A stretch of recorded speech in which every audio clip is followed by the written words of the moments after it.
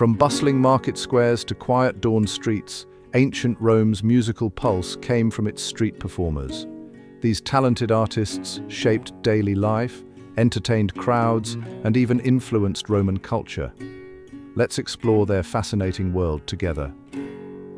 Picture yourself in ancient Rome as the first rays of sunlight peek over the city walls. Before alarm clocks existed, Romans relied on a unique wake-up call, the melodious sounds of tibassines, or morning flute players. These dedicated musicians would walk through the streets at dawn, playing their tibiae, double-piped flutes, to signal the start of the day. Their music wasn't just a practical service, it became a cherished part of Roman daily life. Citizens from all social classes would begin their morning routines to these musical notes, from wealthy senators to humble shopkeepers. The flute players even had specific melodies that people came to recognize as the morning call, making them the original alarm clock of the ancient world. The Roman Forum wasn't just a place for politics and trade, it was also a vibrant hub for street musicians. Lyre players, known as citharoidi, would claim their favorite corners near the temples and basilicas. The steps of the Temple of Saturn were especially popular, as the acoustics there made the lyre's gentle notes carry beautifully across the forum. These musicians would perform both traditional Roman songs and Greek melodies, drawing crowds of locals and travelers alike. Merchants would often pay these performers to play near their shops, knowing that good music attracted more customers. Some of these spots became so well known that people would specifically seek them out, making them the ancient equivalent of today's street performance hotspots.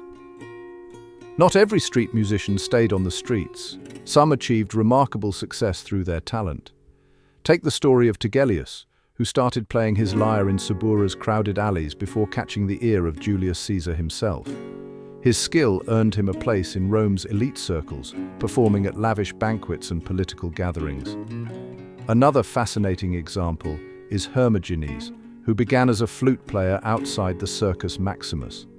His unique style of playing caught the attention of Emperor Augustus, leading to regular performances at the imperial palace. These success stories weren't common, but they gave hope to countless street performers and showed how music could transcend social boundaries in Roman society. Let's uncover one of the most fascinating aspects of Roman street music, its role as a secret communication system. Musicians didn't just play for entertainment, they often used their tunes to share news and warnings across the city.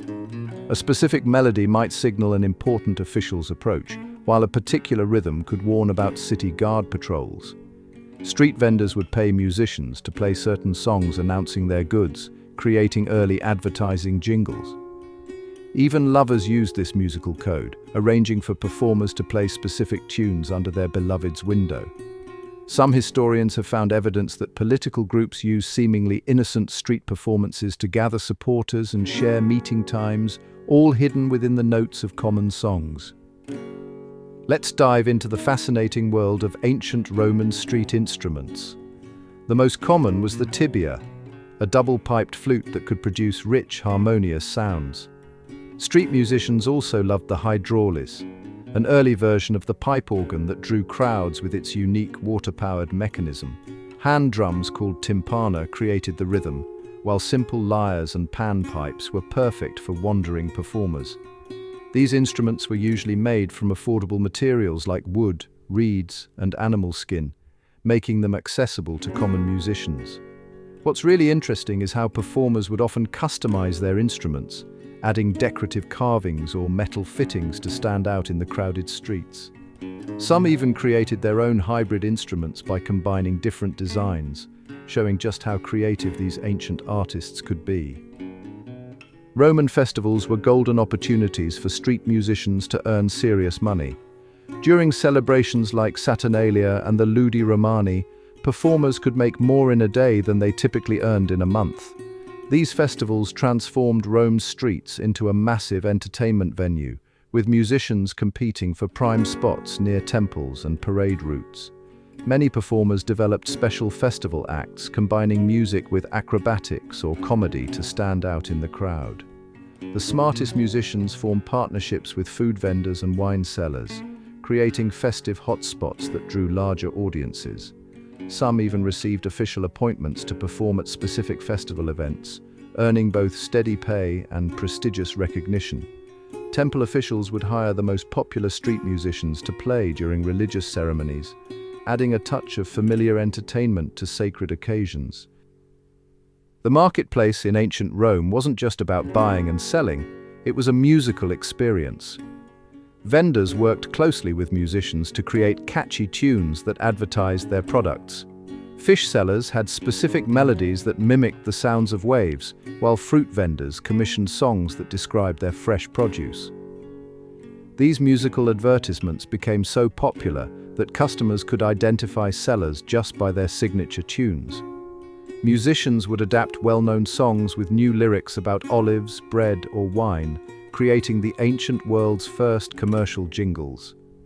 Some vendors even hired multiple performers to create small bands, turning their market stalls into mini entertainment spots that drew bigger crowds and boosted sales.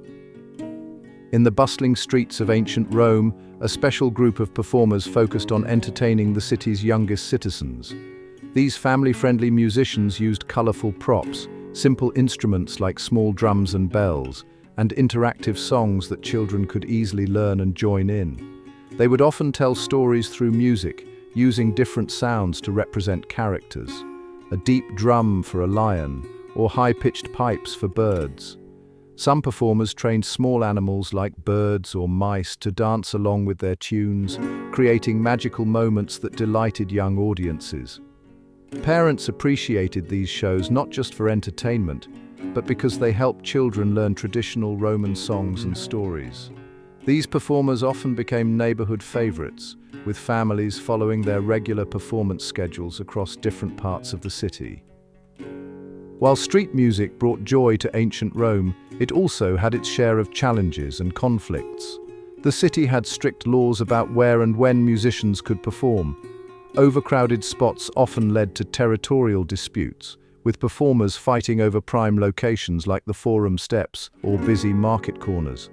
The Senate even passed regulations requiring musicians to register with local officials and pay fees for performance rights. Some wealthy citizens complained about noise, leading to restrictions on playing times and volume levels. There were also cases of musicians being accused of disturbing the peace or running scams, using music to distract people while pickpockets worked the crowd. Despite these challenges, most performers found ways to work within the rules, sharing popular spots through informal scheduling systems. The echoes of ancient Roman street music still resonate in today's Mediterranean culture. Many traditional Italian folk songs can trace their roots back to these street performances, especially in the call and response style that street vendors once used. The practice of musicians performing in town squares, a common sight across modern Italy, Greece, and Spain, directly continues this Roman tradition. Even the instruments have evolved rather than disappeared. Today's accordion players are the spiritual successors of Roman hydraulis performers. Local festivals throughout the Mediterranean region still feature wandering musicians, much like their Roman ancestors. Perhaps most fascinating is how certain ancient Roman melodies survive in traditional songs, passed down through generations of street performers. These musical threads connect us directly to the vibrant street culture of ancient Rome. Thanks for joining us on this musical journey through ancient Rome's streets. If you enjoyed exploring this fascinating piece of history, don't forget to like, subscribe, and share this video with fellow history enthusiasts. Until next time, keep the rhythm alive.